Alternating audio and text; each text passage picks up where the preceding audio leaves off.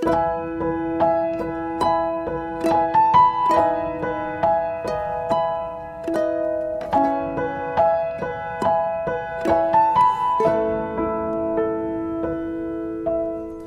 kita berdoa. Kami mengucap syukur Tuhan buat malam hari ini. Tuhan, kami boleh bersama-sama memuji Tuhan, menyembah Tuhan, beribadah. Karena kami tahu itu semua hanya kemurahan Tuhan. Kami mau mendengar sebagian dari firman-Mu, juga ada kesaksian Tuhan. Hamba-Mu terbatas, tapi Kau yang mengurapi setiap kami Tuhan, untuk dapat mengerti apa yang menjadi pesan-Mu hari ini. Amen. Pakai lidah bibir hamba-Mu Tuhan, untuk jadi berkat. Di dalam nama Yesus kami berdoa. Amin. Baik Bapak Ibu, pertama-tama saya bersyukur kepada Tuhan buat kesempatan yang diberi buat lewat Ibu Eli. Ya, beberapa kali Bu Eli setiap kali ke Los Angeles pasti singgah di gereja kami. Ya, saya menggembalakan gereja Rock yang GBI Rock yang ada di Rock Southern California, jadi Los Angeles dan sekitarnya. Kami merintis dari tahun 2016 dan sekarang baru saja kita merayakan ulang tahun yang ke-6. Ya, puji Tuhan. Berikutnya Bapak Ibu, saya mau sebentar ya, saya share screen saya. Sebentar. Oke. Bisa lihat ya? Kalau bisa boleh kasih jempol, Bapak Ibu. Oke. Baik, saya senang sekali memperkenalkan dulu keluarga saya ya. Saya menikah sudah hampir 14 tahun Bapak Ibu dengan Stefani. Kami dikaruniai Tuhan 3 orang anak ya. Yang pertama yang laki perempuan ini kembar Bapak Ibu. Ya, mereka sekarang umur 12 tahun ya, dan 8 tahun setelah waktu mereka umur 8 tahun kami dikaruniai anak ketiga Bapak Ibu. Ya, anak ketiga namanya Seski yang ini Bapak Ibu, yang cantik kayak dapat dari papanya ya Bapak Ibu. Lalu baik, saya akan campur firman Tuhan dan kesaksian. Mungkin itu perkenalan saya cukup ya. Saya senang sekali boleh sharing hari ini. Apa yang saya bagikan hari ini adalah apa yang proses Tuhan dalam hidup kami berdua ya Bapak Ibu. Lalu saya mau juga cerita sebelumnya saya tuh ini senang sekali waktu Ibu Eli datang khotbah di tempat kita. Bu Eli bilang judulnya itu terbentur untuk terbentuk ya. Dan itu menginspirasi saya sekali Bapak Ibu. Seringkali kita suka lari dari proses Tuhan. Padahal kalau kita lari dari proses Tuhan itu hanya memperlambat aja prosesnya Tuhan.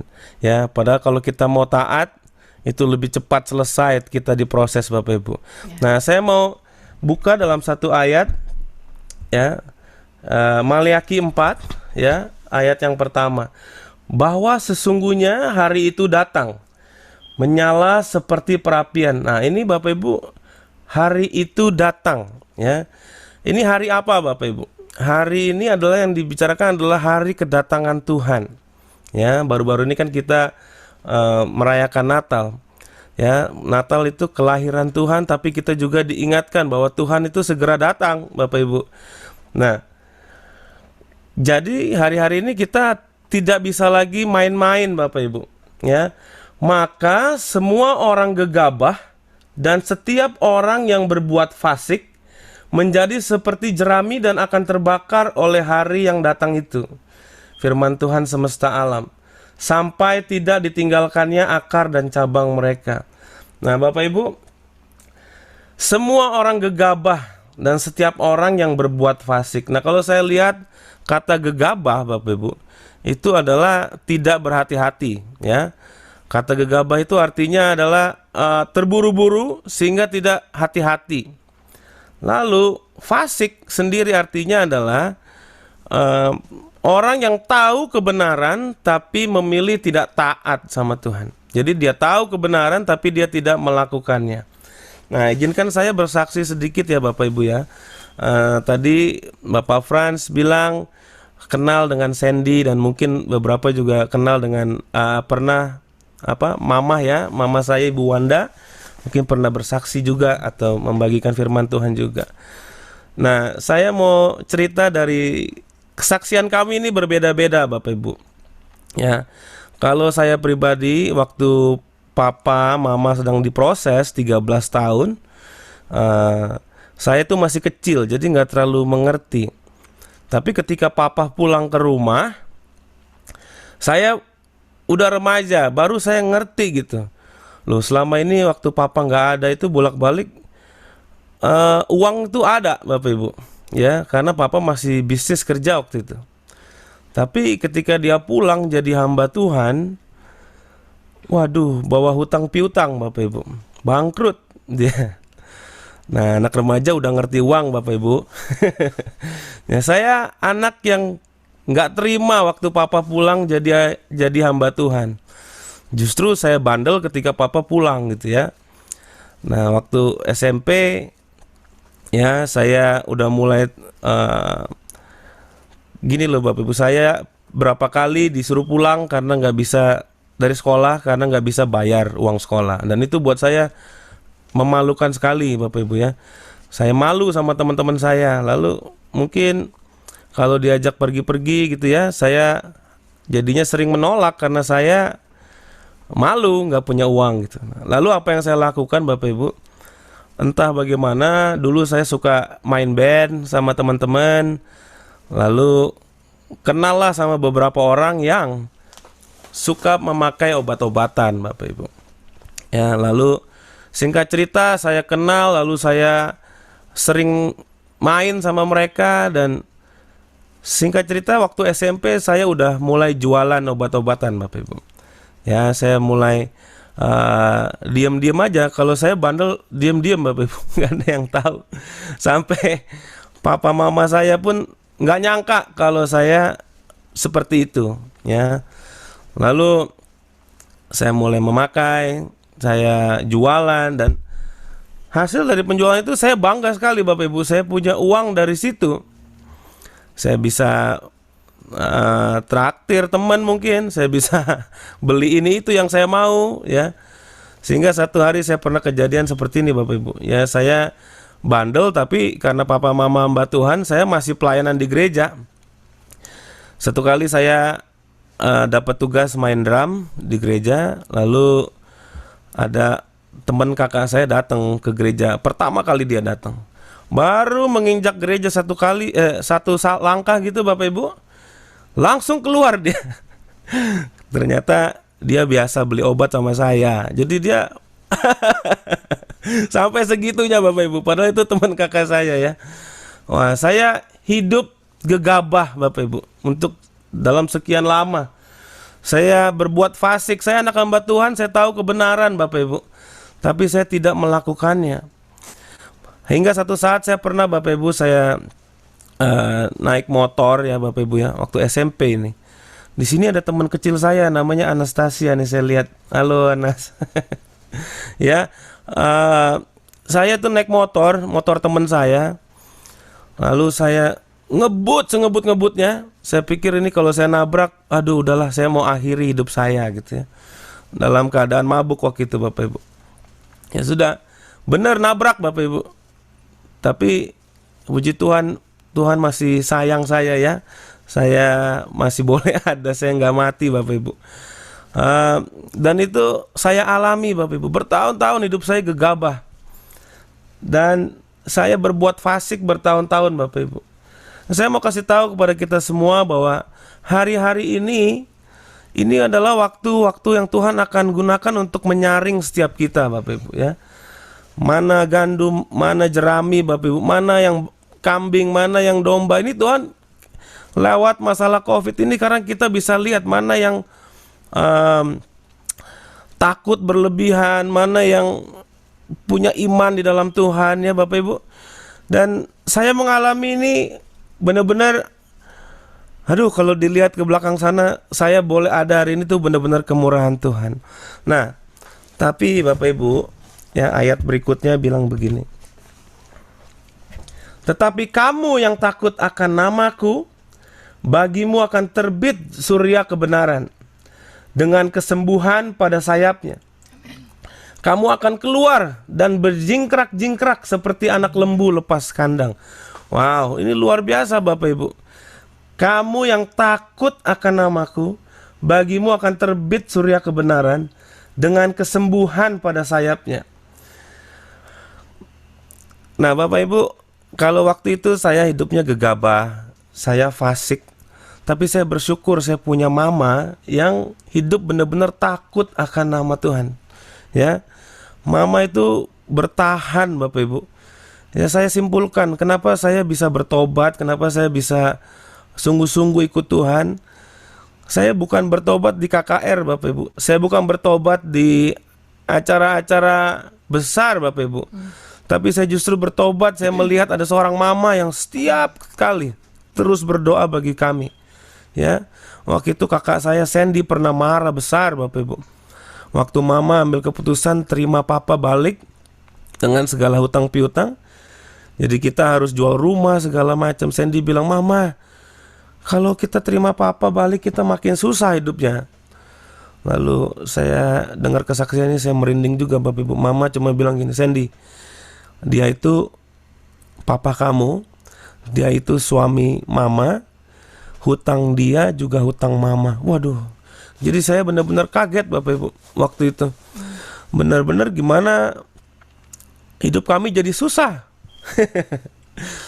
Dan tapi itulah pembelaan Tuhan Bapak Ibu. Orang yang takut akan Tuhan itu benar-benar terbit surya kebenaran dengan kesembuhan pada sayapnya. Bayangin Bapak Ibu, kami sekeluarga besar ini, aduh hancur-hancuran Bapak Ibu. Kakak saya Sandy mungkin udah bersaksi, ya, aborsi, obat-obatan.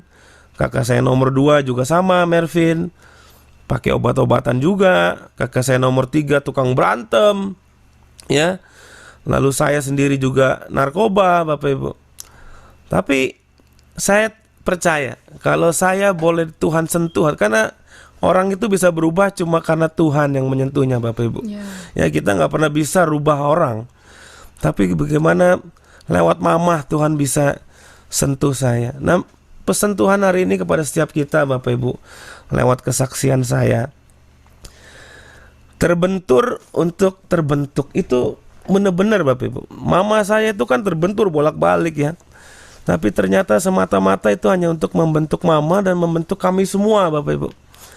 Ya, waktu itu kalau waktu kita ngejalaninnya kita nggak ngerti kenapa Tuhan izinkan papa ini kok gini gitu ya. Padahal papa yang duluan jadi hamba Tuhan dulu. Mama malah latar belakangnya Muslim. Nah, tapi karena proses Tuhan jadi terbalik. Mama duluan yang jadi hamba Tuhan, sekolah Alkitab. Baru belakangan papa sekolah Alkitab. Ya memang cara Tuhan itu ajaib sekali Bapak Ibu. Ya, lalu saya singkat cerita, saya mulai sungguh-sungguh sama Tuhan. Saya ke Amerika, saya menikah, dan saya nggak tahu Bapak Ibu. Saya cuma belajar setia aja dengan perkara-perkara yang kecil sama Tuhan. Ya, mulai pelayanan saya itu dari ya main musik, gulung-gulung kabel, ngepel gereja.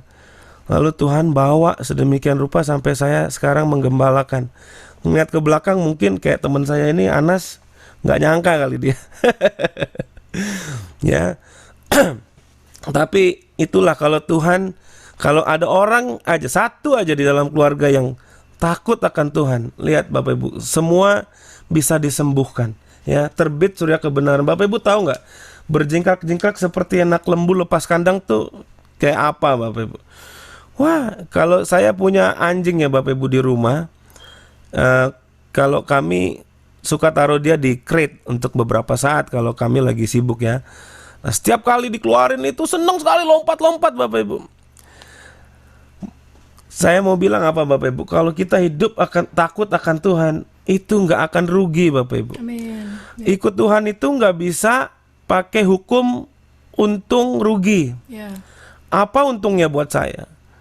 Masa saya nggak salah saya yang harus minta maaf? Masa saya nggak salah saya harus tetap senyum sama dia? Masa saya diserobot? Masa saya harus diem aja? Prinsip-prinsip kerajaan Allah, value daripada kerajaan Allah ya seperti itu Bapak Ibu. Disuruh jalan 1 mil, ya jalannya 2 mil. Ya kan diminta baju kasih jubah, tampar pipi kiri kasih pipi kanan. Itu adalah prinsip-prinsip firman Allah. Nah, kadang-kadang kita pakai logika kita untuk mempraktekannya Bapak Ibu, sehingga sulit ya. Nah, masa pernikahan saya sama Stefani 5 tahun pertama itu, ya kami ini latar belakangnya beda. Saya anak paling kecil, Stefani anak paling tua ya Bapak Ibu. Jadi dia suka ngatur, saya kadang-kadang kesel kalau diatur-atur gitu ya Bapak Ibu ya. Karena selama bertahun-tahun jadi anak paling kecil tuh diatur terus Bapak Ibu. Ini udah nikah masih diatur-atur. Ya, kami datang dari latar keluarga yang berbeda. Saya keluarga yang hangat ya. Stefani awal-awal pernikahan mungkin sulit untuk ngomong kayak I love you atau apa gitu, jarang Bapak Ibu. Tapi karena apa? Prinsip dia, kalau saya tuh kerja masak buat kamu itu udah cukup, kamu harusnya tahu saya itu sayang kamu gitu. Sedangkan saya suka dibilang I love you apa gitu ya. Nanti Stefani juga akan share sedikit Bapak Ibu. Singkat cerita, saya percaya Bapak Ibu, kalau hari-hari ini kita hidup benar-benar takut akan Tuhan Bapak Ibu, itu terbit surya kebenaran. Kenapa seringkali sulit bagi kita ya untuk taat akan firman Tuhan? Karena Bapak Ibu, hati kita ini gelap Bapak Ibu. Kita butuh Tuhan setiap hari menerangi setiap kita. Kita butuh yang namanya surya kebenaran itu Bapak Ibu, Yesus sendiri. Kalau kita benar-benar mengandalkan Tuhan Bapak Ibu, saya percaya ada kekuatan, ada hikmat dari Tuhan untuk kita bisa keluar jadi pemenang.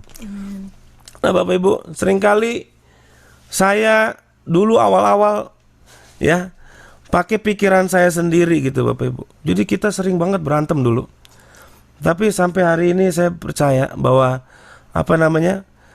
jauh lebih baik hari ini karena kita berdua sama-sama fokus hidup takut akan Tuhan. Seringkali dalam mengambil keputusan apakah ini menyenangkan Tuhan atau enggak. Nah saya nggak tahu ya apakah bagaimana keadaan Bapak Ibu hari-hari ini ya. Apakah Tuhan sedang proses? Pastinya setiap kita mengalami proses Tuhan ya Bapak Ibu. Tapi saya mau sampaikan, jangan gegabah Bapak Ibu ya. Awal tahun 2022 ini kita udah masuk bulan Februari, bayangin cepet banget ya. Tapi perhatikan hidup kita Bapak Ibu.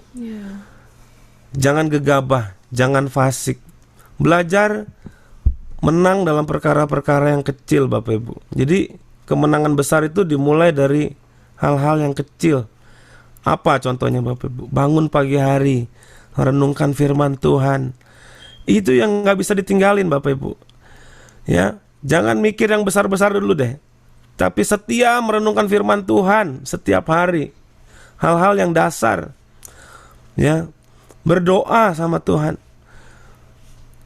pasti hidup kita berubah Bapak Ibu. Amin. Amin. Nah nanti istri saya sebentar akan share tentang iman ya.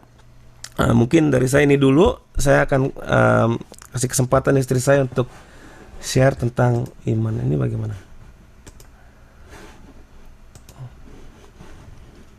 Oke, baik. Shalom Bapak Ibu semuanya. Sekali lagi salam kenal. Nama saya Stefani Sujak.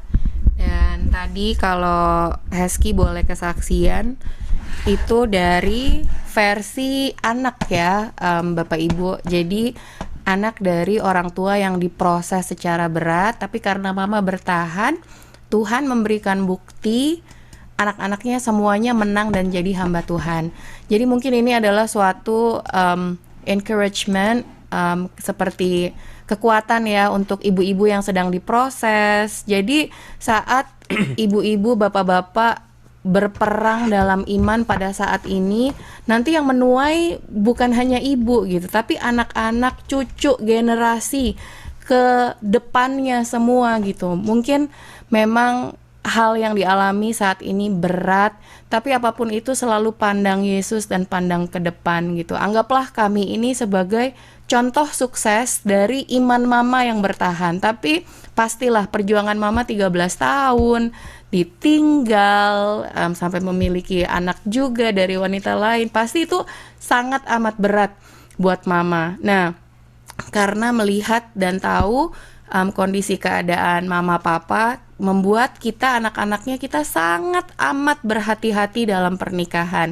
Karena kita lihat, oh mama papa tuh seperti itu gitu. Jadi kita pun dengan pernikahan nggak main-main gitu ya. Kayak saya sama Hesky, kita kan juga ada banyak anak-anak youth ya, atau anak-anak muda gitu yang kita layani. Jadi kita juga berkomitmen nggak boleh nganterin pulang sendirian, misalkan nganterin yang cewek gitu, terus Hesky sendirian, itu nggak boleh. Dulu kita pernah ada anak remaja gitu, anaknya perempuan, rumahnya jauh banget dari tempat kita pelayanan. Ya udah, saya, Hesky, bayi-bayi waktu itu, Shiloh sama Bezi masih kecil, kita ikut nganter semua gitu. Jadi kayak di Amerika pun gini, kita berdua walaupun budayanya di Amerika ya, tapi kita nggak yang cium pipi kiri, cium pipi kanan kalau lawan jenis gitu. Kalau misalkan perempuan ke laki-laki ya kita salaman gitu, walaupun kita sudah tinggal di Amerika gitu. Jadi benar-benar karena kita melihat pengalaman mama, papa dengan pernikahan, dengan perselingkuhan, jadi rubah-rubah mulai sekecil apapun membuat kita sangat berhati-hati gitu. Dan puji Tuhan sekarang kita sudah memasuki tahun pernikahan yang ke-14. Jadi mungkin ini sekedar semangat ya buat semua ibu-ibu, bapak-bapak, siapapun yang sedang dalam proses. Engkau berjuang bukan hanya untukmu, tapi juga untuk anak-anakmu dan generasi mendatang gitu. Percaya, kesetiaan, iman kepada Tuhan mendatangkan berkat, mendatangkan kebaikan ya. Pagi hari ini, di sini pagi jam 5, jadi malam hari ini saya mau bahas tentang iman yang kuat. Karena yang seperti tadi Hesky bilang ya gitu, ini semua hidup kami, saya percaya juga kita berdua bisa jadi hamba Tuhan. Salah satunya juga karena mama bertahan gitu, bertahan. Ibu-ibu bertahan. Mungkin hasilnya nggak kelihatan langsung, ya memang seperti itu, tapi nanti eventually pasti akan ada hasilnya gitu ya. Sekarang saya mau bicara tentang faith ya. Ada bedanya between percaya dengan iman ya. Kalau Bapak Ibu dalam hari-hari memilih sekolah untuk anak-anak, Bapak Ibu pasti mau pilih sekolah yang paling baik ya. Nggak usah sekolah deh, mau makan di restoran aja. Kita mau makan di restoran, kita mau cari makanan yang terbaik. Gimana caranya? Kalau di Amerika ada apps untuk ngelihat ratings gitu. Di Indo aku nggak tahu namanya apa. Kalau di sini namanya Yelp. Jadi kita lihat ratingnya. Oh makanannya enak. Oh reviewnya gini gitu. Bapak Ibu mau berbisnis dengan seseorang pun harus didasari dengan dasar percaya. Kalau orangnya ketahuan tukang bohong, tukang ngomong sana sini, yang nggak mau lah berbisnis sama orang itu. Jadi percaya itu adalah suatu dasar dalam membangun segala hubungan, pertemanan juga. Nggak mungkin dong kita mau berteman sama orang yang nggak bisa dipercaya, ngomongnya sana sini. Pasti kita nggak bakal mau deket gitu loh. Jadi percaya itu sangat penting.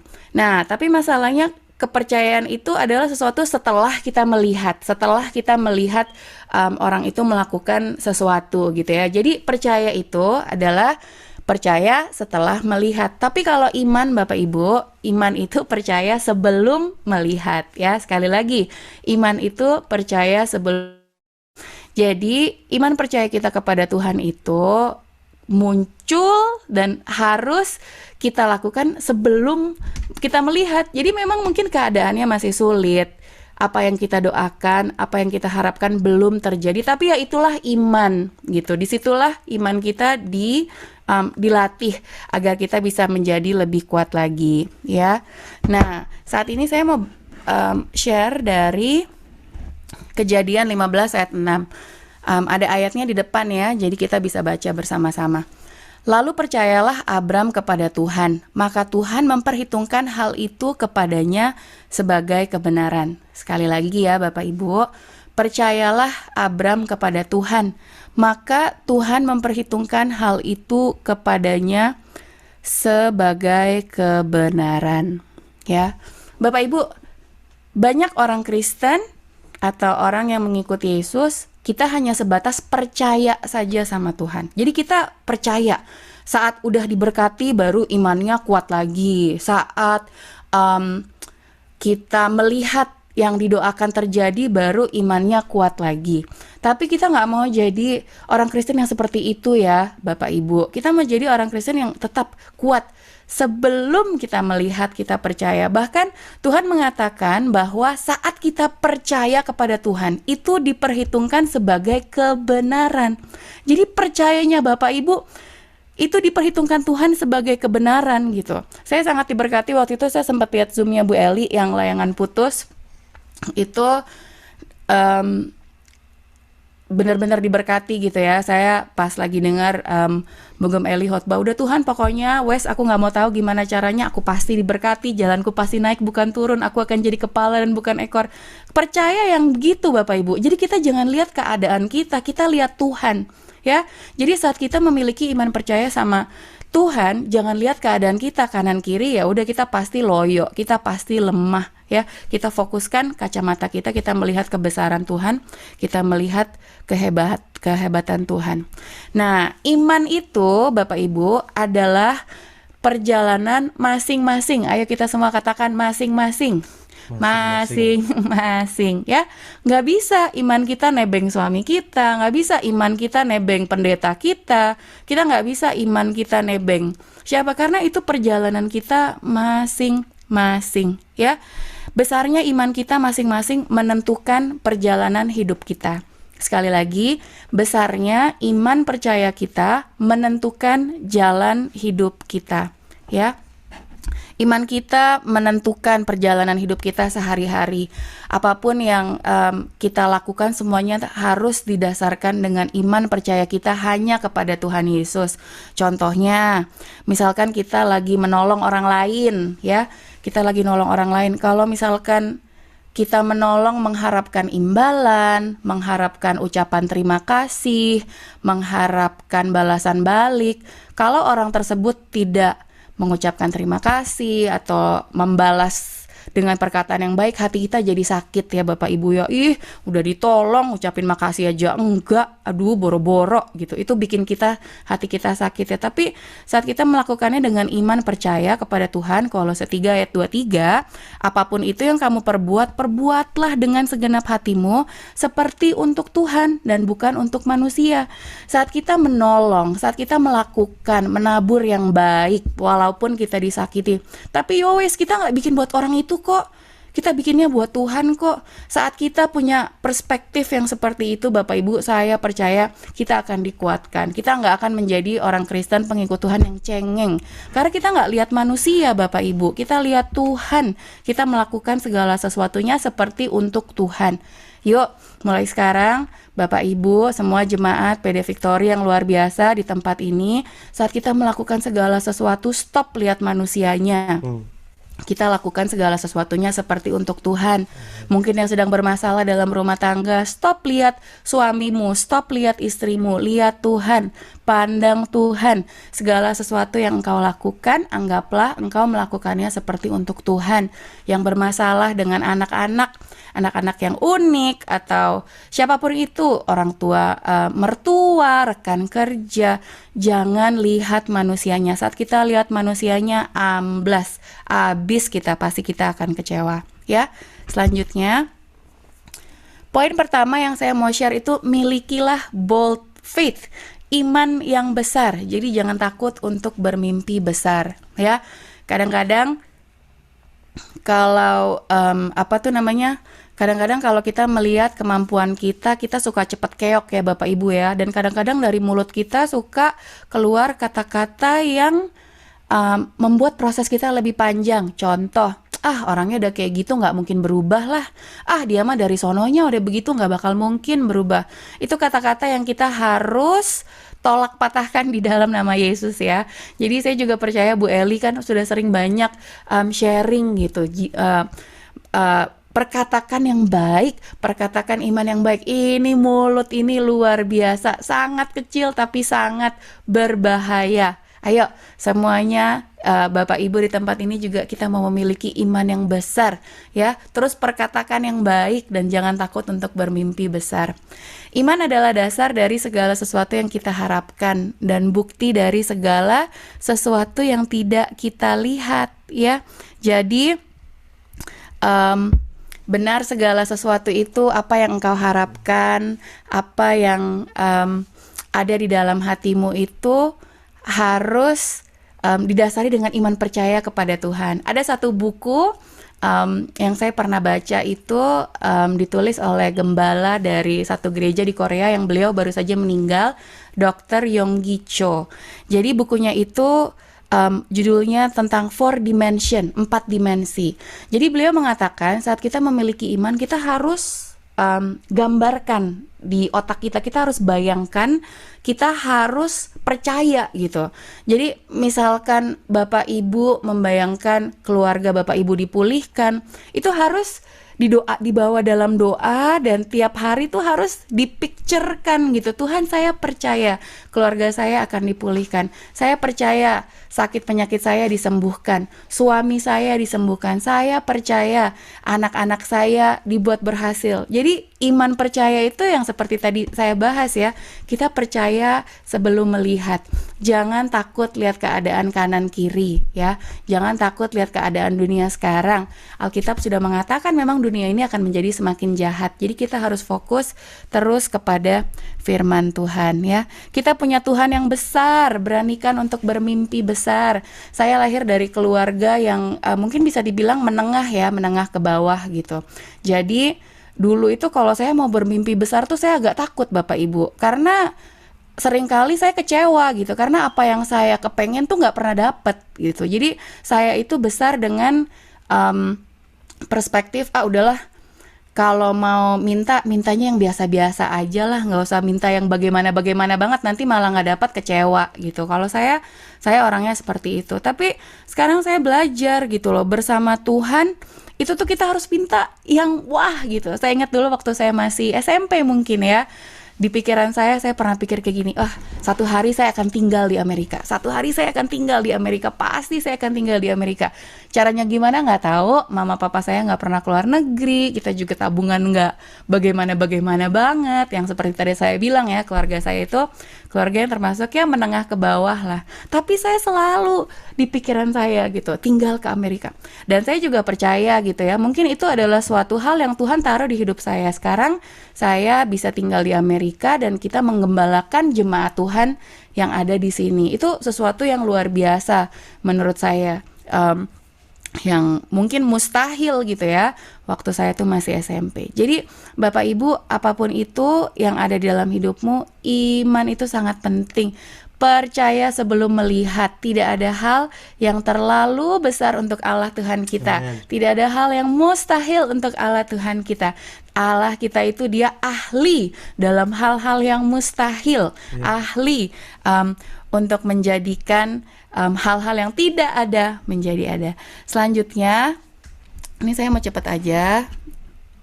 Miliki visi yang jelas, terus perkatakan dan percaya bahwa kita telah menerimanya, ya. Jadi dulu saya juga orangnya seperti ini. Ya udah deh Tuhan, terserah Tuhan aja, terserah Tuhan gitu. Tapi ternyata Tuhan mau kita minta secara jelas gitu. Tuhan mau kita memperkatakannya gitu. Sama seperti kalau kita punya anak gitu ya. Kan kalau saat anak kita meminta sama kita akan beri gitu ya. Ini ada firman-Nya, kita sama-sama baca ya. Seperti ada tertulis, engkau telah kutetapkan menjadi bapa banyak bangsa di hadapan Allah yang kepadanya ia percaya, yaitu Allah yang menghidupkan orang mati dan yang menjadikan dengan firman-Nya apa yang tidak ada menjadi ada. Sebab sekalipun tidak ada dasar untuk berharap, namun Abraham berharap juga dan percaya bahwa ia akan menjadi bapa banyak bangsa menurut yang telah difirmankan. Demikianlah banyaknya nanti keturunanmu.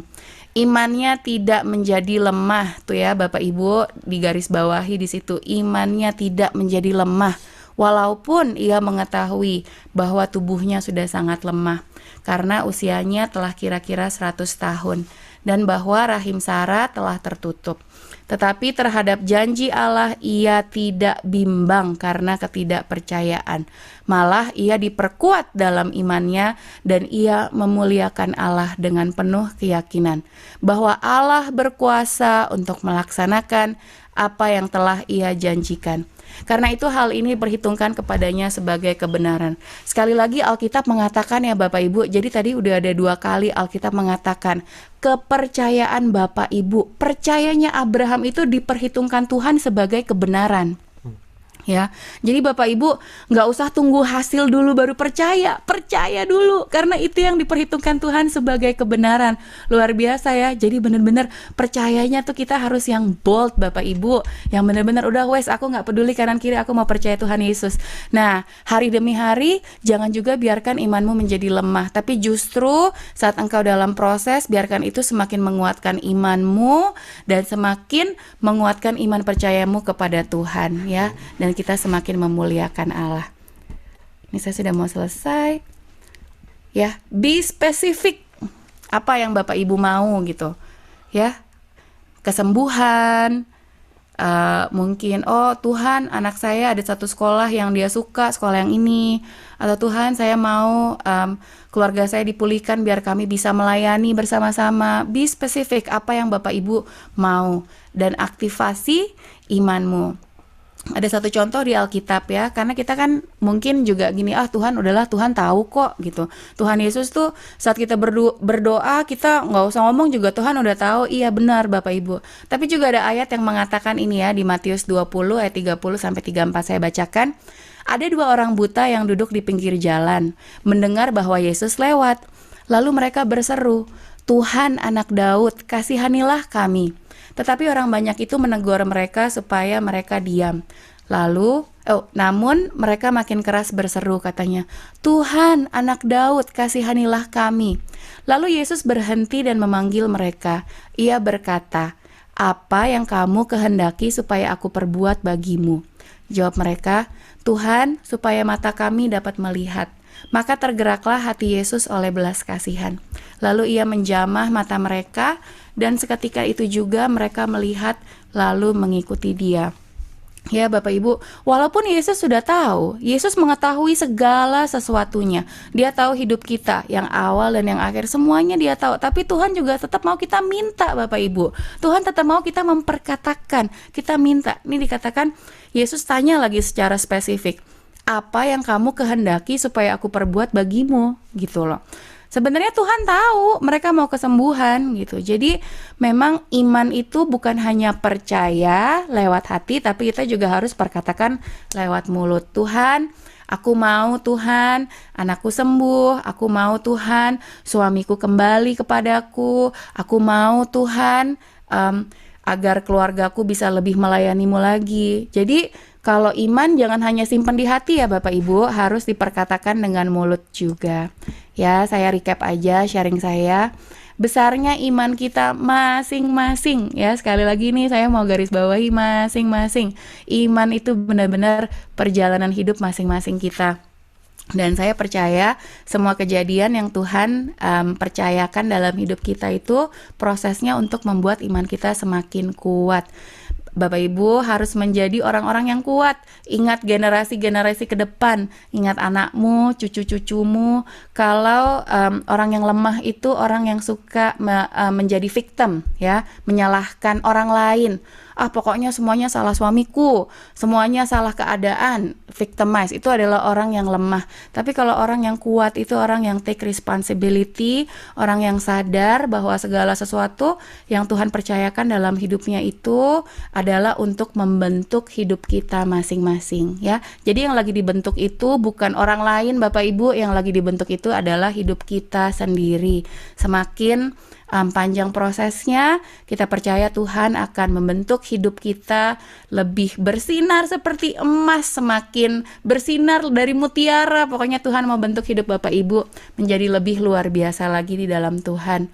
Miliki iman yang kuat, jangan takut untuk bermimpi besar, jangan lihat kanan kiri, mimpi yang besar, minta sama Tuhan kita. Miliki visi yang jelas, terus perkatakan dan percaya bahwa kita telah menerimanya. Dan juga be specific, activate your faith. bawa dalam doa dan terus perkatakan. Jangan bosan ya Bapak Ibu, jangan pernah bosan dalam proses Bapak Ibu seberat apapun itu. Mungkin bisa ingat kesaksian kami berdua. Hesky lahir dari keluarga yang bukti ya bahwa kekuatan mama, penantian mama, air mata mama, doa-doa mama itu tidak sia-sia Bapak Ibu. Nanti anak-anak yang merasakan, cucu-cucu yang merasakan. Saya sampai di sini saja. Saya harap bisa menjadi berkat, bisa menguatkan Bapak Ibu di PD Victory untuk selalu bertahan memiliki iman yang kuat dan selalu pandang Yesus. Amin. Baik Bapak Ibu, jadi saya simpulkan sedikit. Masa lalu saya yang saya pikir hancur Bapak Ibu, yang saya pikir keluarga kami ini nggak mungkin lah dipulihkan Tuhan ya. 13 tahun papa itu tinggal di luar rumah Bapak Ibu ya. Bahkan tadi Stefani sempat singgung, bahkan saya ini punya kakak tiri Bapak Ibu ya, di luar nikah. Papa tuh ada 1 anak. Dan kakak-kakak saya sampai saya semua kami ini terlibat dalam narkoba Bapak Ibu ya.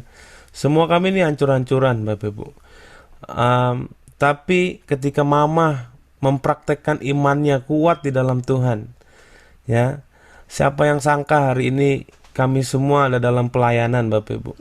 Mulai dari mama ya, kakak saya yang paling tua Sandy dan Doni, Mervin yang ada di Bekasi Bapak Ibu, lalu kakak saya Reki dan saya.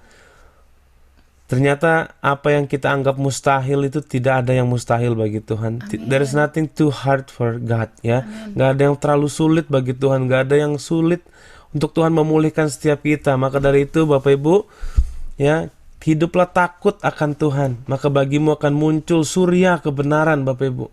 Ya, kalau kita ambil keputusan Tuhan.